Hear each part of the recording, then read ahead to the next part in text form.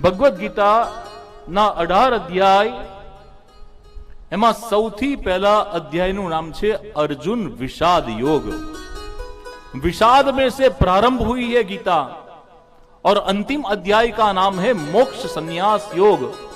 जो आपको विषाद से मोक्ष की ओर ले जाए उसका ही नाम श्रीमद् भगवद गीता है।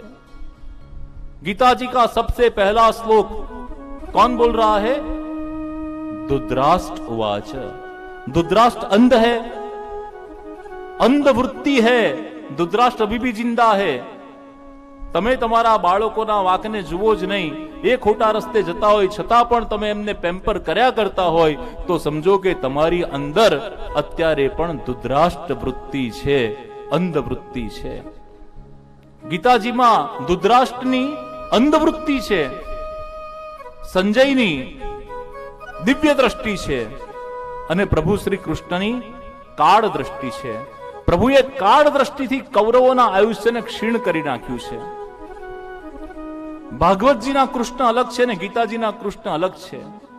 ગીતાના કૃષ્ણ ઘોડાઓની વચ્ચે છે, ભાગવતજીના કૃષ્ણ ગાયોની વચ્ચે છે।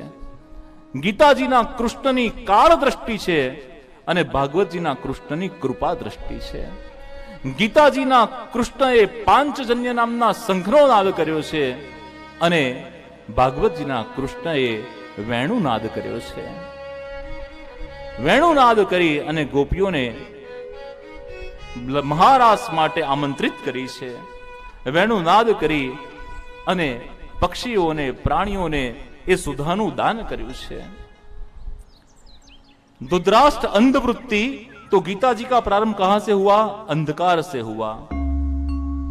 और अंधकार जहां होता है वहां ममत्व होता है।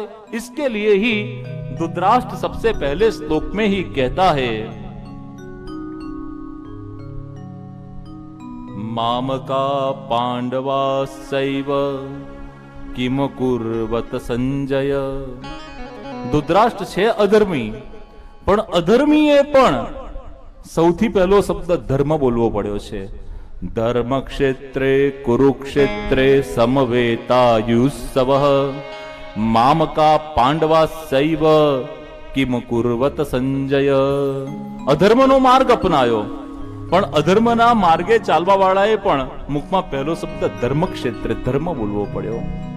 અધર્મીએ પણ ધર્મનો સહારો લેવો પડ્યો। મામકા પાંડવા સૈય, મારા ને તમારા ભિન્નતા આવી। ધૃતરાષ્ટ્ર અંધવૃત્તિ, ત્યાંથી ગીતા પ્રારંભ થઈ। સૌથી છેલ્લો શ્લોક હવે જોઈએ ગીતાજીનો 18મા અધ્યાયનો 700મો શ્લોક। સંજય ઉવાચ યત્ર યોગેશ્વર કૃષ્ણો યત્ર પાર્થો ધનુર્ધર તત્ર શ્રી વિજયોર ભૂતિર ધ્રુવા નીતિર્મતિર્મમ। સંજય સૌથી છેલ્લો શ્લોક બોલે છે।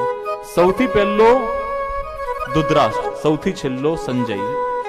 अंध दृष्टि में से दिव्य दृष्टि की ओर जो ले जाए उसका नाम भगवद गीता है।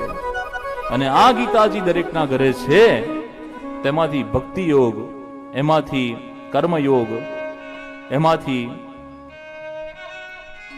સાંખ્ય યોગ, કોઈ એક અધ્યાયનું ચિંતન નિત્ય કરો।